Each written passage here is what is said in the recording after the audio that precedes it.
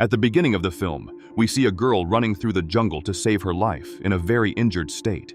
She looks back and sees that her pursuer is getting closer, a huge brute who is breaking everything in front of him. She continues her escape, but does not get very far, because soon the brute appears and captures her, this guy being a cannibal.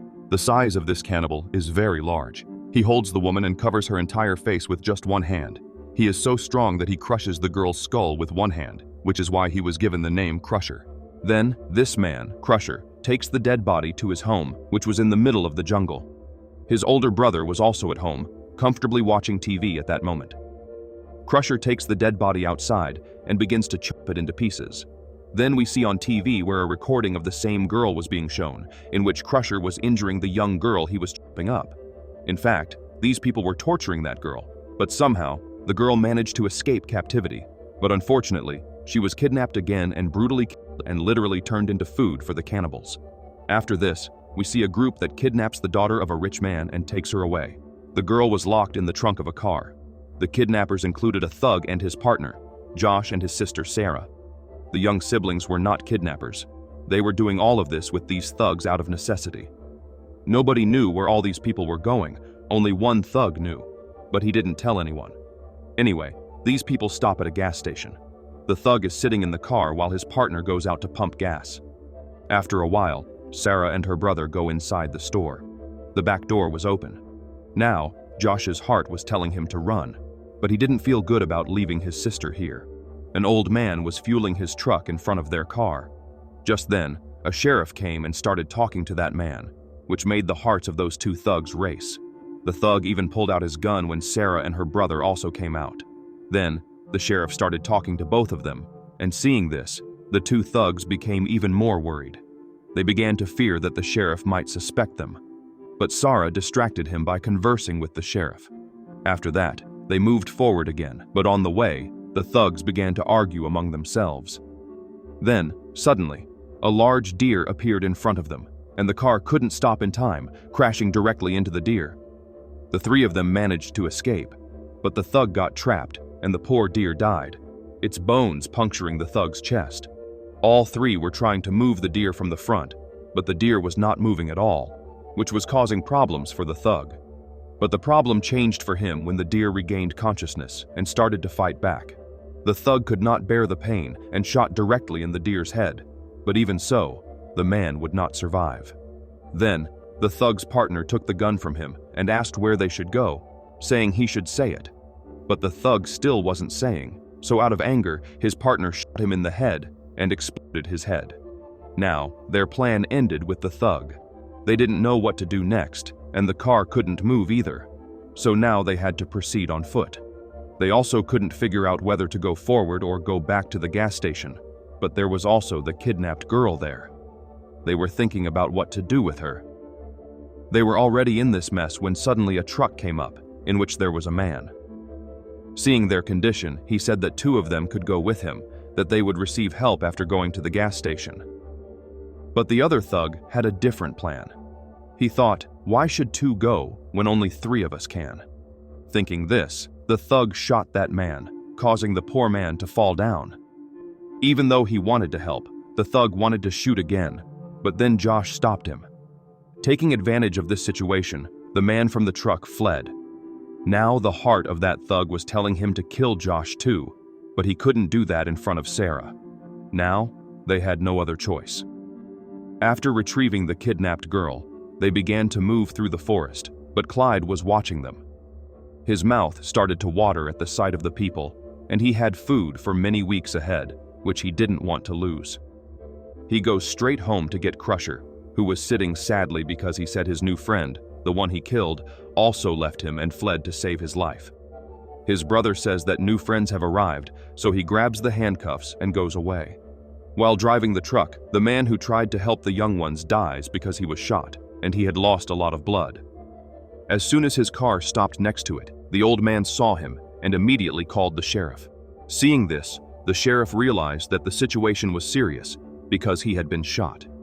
Just then, news came over the radio that 4 kidnappers were fleeing after kidnapping a girl. Remembering the appearance of those 4's car, the sheriff was certain that they were the same 4 people he had seen that morning. The sheriff then called more officers and then moved to check. Meanwhile, Josh was taking care of the kidnapped girl, whose name was Ash, and Crusher was also following them. The thug was tired of all this, so he stopped the group with the intention of killing Sarah's brother. But before he could shoot, Clyde shot at him and not anyone else. He soon introduced himself to the young ones. As soon as he arrived, Sarah started acting as if they were victims, saying that he was kidnapping them and taking them away. She asks him to save them and get them out of there, but this kind of drama doesn't work with Clyde. Seeing the disgrace to the man, Josh approaches the young woman, but before he could say anything, Clyde silenced him by hitting him on the head with the butt of his gun. He ties both siblings up and handcuffs them, then takes them back to the vehicle. They were surprised by why he was bringing them to the car. In fact, Clyde wanted the deer's head, wondering how he could leave such delicious food behind. And he had left Ash so that Crusher could make friends with her, but Crusher knocks her out with just one blow. On the other side, Clyde was waiting for the brothers to cut off and pull the head from the dead animal, but when it was time to take the head with them, Josh asked if he didn't want meat, to which Clyde replied that we don't eat animals. Josh thought he might be a vegetarian who eats vegetables, but he didn't hear him properly saying that he doesn't eat animal meat. In other words, they were cannibals who eat humans.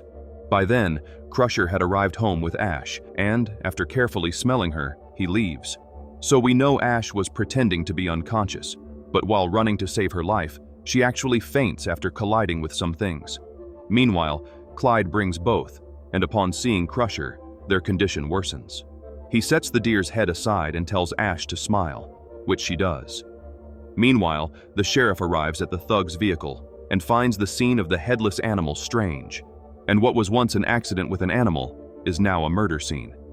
To understand what was happening, the sheriff had to follow the trail of blood that fell from the deer's head. On the other hand, Sarah makes a proposal to Clyde that they would earn a lot of money kidnapping the girl, so they offer half, in exchange for him letting them go. But money doesn't matter to Clyde. He offers lemonade for Sarah to drink, but she refuses to drink, saying she doesn't accept drinks from him. Then Clyde accepts her choice and extends his hand for a formal handshake.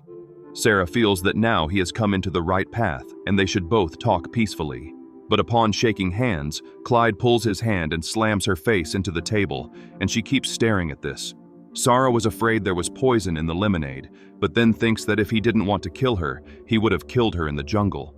So she agrees to drink, but says he is also like those people who kill mercilessly. Clyde says they are not like that, as killing takes time, and nobody kills so brutally. But in their case, since they are experienced, which means killing after making others suffer a lot. He talks about how they crush pieces with one hand, and then cook and eat them with pleasure. Clyde points the gun at her, forcing her to drink all the lemonade without saying anything. Then, leaving the gun aside, Clyde occupies himself with some work. Then Sarah takes the gun to shoot him, but the gun was out of ammo. Here, Sarah discovers that there was no poison in the lemonade, but it was an anesthetic. As soon as Sarah became unconscious, Clyde approached Ash to torture her, who was tied to the chair. She was still pretending to be unconscious, so Clyde broke the lock and removed the cloth from her mouth. Now we can see her face for the first time. Meanwhile, Crusher knocks Josh out with a single blow. Clyde tells Crusher to put Ash in his storage and lock her up, so Crusher sniffs her but takes her anyway. Then, he hangs Sarah there so that Clyde can cut her.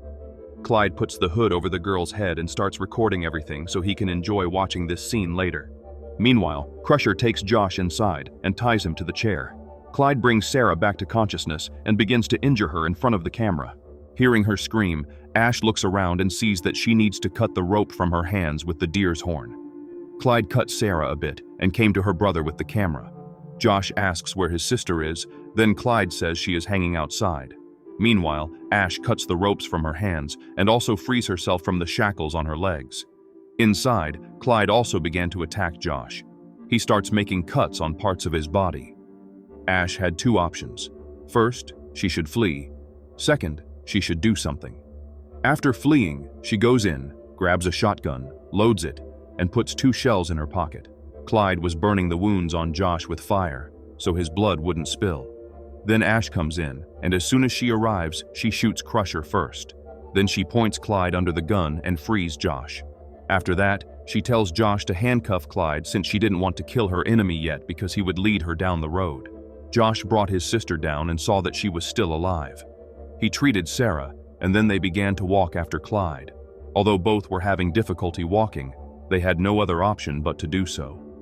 Ash had the gun aimed at all three of them because those two were not her friends. They were her kidnappers. All three were the same to her, but Clyde was a huge threat. As they walked, Clyde caught Josh. The young man, knowing about his situation, tells Ash to shoot, but when she didn't, Clyde broke his neck and killed the guy. Ash still wasn't shooting, so Sarah pulled the gun from her hand and fired directly at Clyde. Now that the gun was in Sarah's hands, Ash had become a prisoner again. She had Ash under the gun's aim. Then, someone shot Sarah and blew her head off, and that was the sheriff. The sheriff thought Sarah would kill Ash. That's why he killed her. The sheriff interrogates Ash a bit, then tells her to take him to their house, and he will only leave after getting to the root of the problem. But upon reaching the house, he saw that Crusher was not there. Ash knew they were done for now. She wanted to flee. However, the sheriff handcuffed her and tied her to the chair. After that, he leaves, and suddenly Crusher smashes the sheriff's face with one hand. After that, he starts cutting him. Luckily, Ash frees herself from the handcuffs. Crusher cuts off the sheriff's hands and legs while Ash tries to escape with a large knife. Then Clyde enters and threatens her with a gun, but Ash quickly drives the knife into his forehead, and before dying, he screams and calls for Crusher. When Crusher arrives, Ash shoots at him again. Then, she took 2 or 3 bullets and ran outside, but Crusher was also behind her. The good part was that Crusher had weakened a little after being shot and was walking slowly. Taking advantage of this, Ash reaches the road where the police had also arrived. But before reaching the road, she challenges Crusher by looking into his eyes. She said she would go to the police, but only after killing him. Crusher ignored the threat and turned away. Then Ash also left with the police. When the police arrived at that house at night, Crusher was watching them from a distance. Then he turned and went into the forest. In other words, the series of deaths was about to begin again, because although his brother was dead, now Crusher alone would kill everyone and also avenge his brother.